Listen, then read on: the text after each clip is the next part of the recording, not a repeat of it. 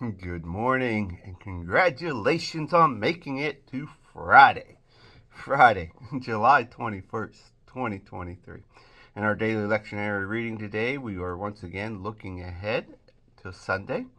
Our psalm reading, once again, is going to be Psalm 86, 11 through 17.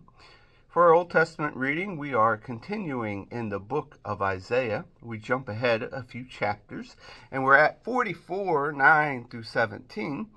And then in the New Testament reading, we are still in the book of Hebrews. We jump ahead about 4 chapters, and we're in chapter 6, verses 13 through 20. Today, we are switching from the NRSV to the Message. Psalm 86. Train me, God, to walk straight. Then I will follow your true path. Put me together, one heart and mind.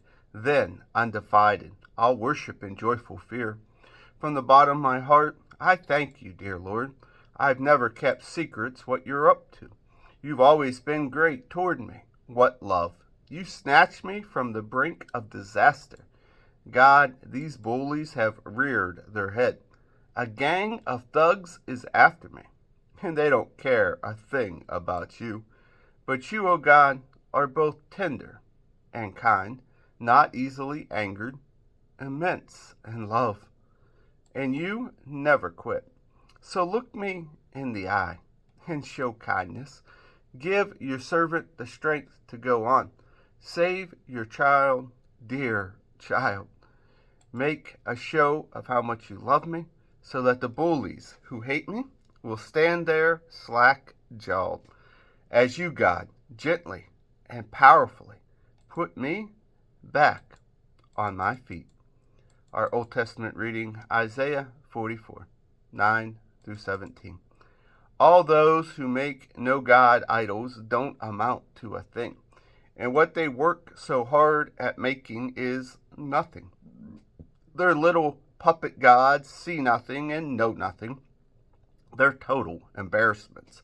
Who would bother making gods that can't do anything, that can't God? Watch all the no God worshippers hide their face in shame. Watch the no God makers slink off, humiliated, when their idols fail them. Get them out here in the open. Make them face God reality. The blacksmith makes his no God, works over it in his forge, hammering it on his anvil. Such hard work. He works away, fatigued with hunger and thirst. The woodworker draws up plans for his no God, traces it into a block of wood. He shapes it in with chisels and planes into human shape. A beautiful woman, a handsome man, ready to be placed in the chapel.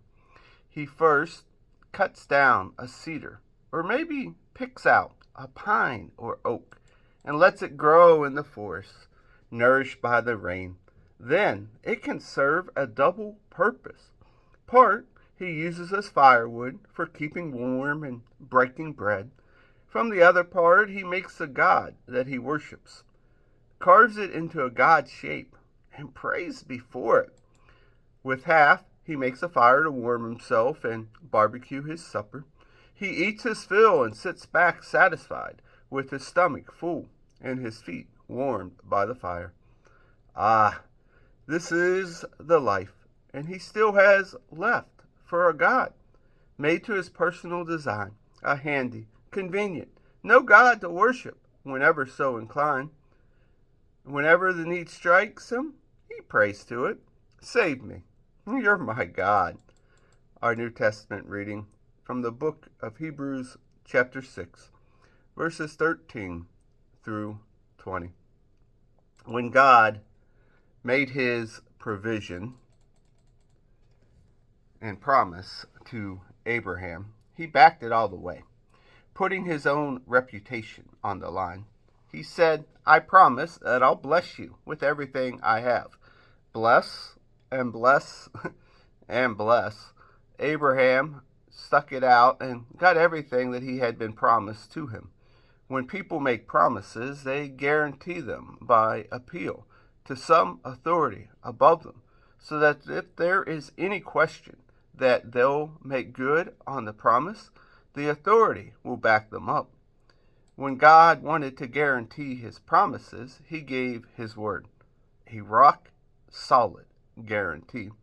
God can't break his word, and because his word cannot change, the promise is likewise unchangeable. We, who have run for our very lives to God, have every reason to grab the promised hope with both hands and never let go.